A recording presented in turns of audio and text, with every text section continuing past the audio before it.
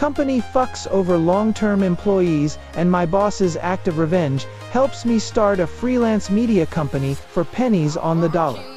Attention all forms of media outlets, I do not give permission to post this story, none. This includes websites, blogs, social media, radio, podcasts, print news, and any form of transmission on any digital platform. This includes all news outlets in the United States, Canada, South America, Europe, Asia, Australia, and New Zealand. I especially do not give permission on any video sites, YouTube, Dailymotion, BitChute, and Patreon. I will repeat that again. I give absolutely no permission to share this story. You have no right or permission to make money off of my story. Final edit. This ban also includes Africa. Thank you user OneAngel for the suggestion. Originally posted in our anti-work, I was told to post it here. For legal reasons, I cannot disclose the exact location, purely because the team I worked with were cool guys, and our boss fucked over corporate really hard without them noticing. This took place in 2012. Part 1. The fire marshal. I worked at a smaller chain electronics store that sold top-of-the-line video cameras, PCS, cell phones, photo cameras, and this new thing called 4,000 televisions. For context, we were located at an expensive outlet mall. We were literally the only electronics store in the mall, and the only place for 50 miles that sold high-end electronics. Logic dictates that this in itself would make our location prime real estate, and we would have record sales every year. Spoiler alert, that's exactly what happened, and we basically killed it 5 years in a row. Furthermore, I got hired because I came into the store looking for some video equipment.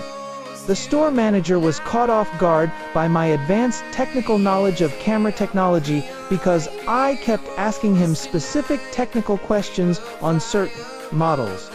Note this piece of information is relevant for the end of the story, so with that preamble out of the way, let us get into the heart of the story. While working the camera counter, the mall fire marshal came in and asked to see the store manager. Since I had no customers at that moment, I decided to take him to the back to meet my manager. This verbatim is what I can remember. Me, hey, the fire marshal here. Manager, why? Me, do not know. Want me to let him in the office? Manager, sure. Give me a moment. Marshal, okay. Mall management wanted me to ask when you want me to bring in the construction foreman. Me, what are we building something? Looking at my rather baffled boss. Manager, no, I did not ask for a construction foreman. Marshal, well, are not you aware of the new overpriced clothing store that's going to be built here? At that exact moment, I and the store manager looked at each other, then looked at the fire marshal, who handed my manager the work order on the brand new, overpriced clothing store that was going to be built at our exact location, thus permanently ending the only high-end electronics store miles around. Part 2. Money talks. A few days later, the manager held a store meeting with me and the rest of the team. Prior to this meeting, the manager gave me permission to tell the rest of our 12-person team about the incident with the fire marshal. So the manager confronted corporate about what was going on, and after some skillful verbal gymnastics, we got the whole story.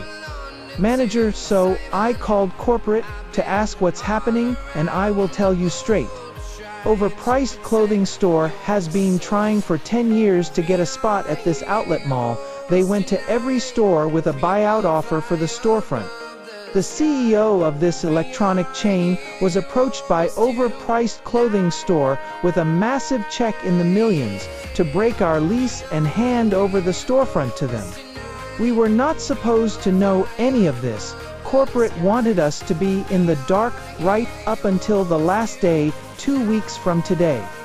Yep, everyone was fucking pissed. In fact, we were so angry that all of us did the absolute bare minimum. This included the manager. In 1 week, we tanked our own sales by 70. Corporate freaked out and sent a hatchet man to talk to the store. This doofus was confused why we were not giving it a 110, and was surprised we got visibly angry when he informed us that we would not be getting severance pay or a letter of recommendation. My manager very politely told him to leave, and that he would take care of the situation himself. Part 3. Oops, my fingers slipped. After the hatchet man was banished from our store, the manager took a close look at the management handbook and noticed a little snafu that was written into the book in regards to discretionary discounts. Mainly, that the store manager has permission to discount any product in the store up to 90 off. And the offset of the cost will be absorbed at the end of the year discretionary cost analysis. Yes, you read that last sentence correctly. And the wonderful part of the story is that the store was being shut down by the end of February. So another store meeting was held. The manager told us that 2 days before our last day, we were having a secret 90 off sale just for the employees and their family. When I heard this, I asked the question everyone was thinking, me, so let me get this straight. This includes every single item in this store. Manager: yep. In fact, what you guys can do is pick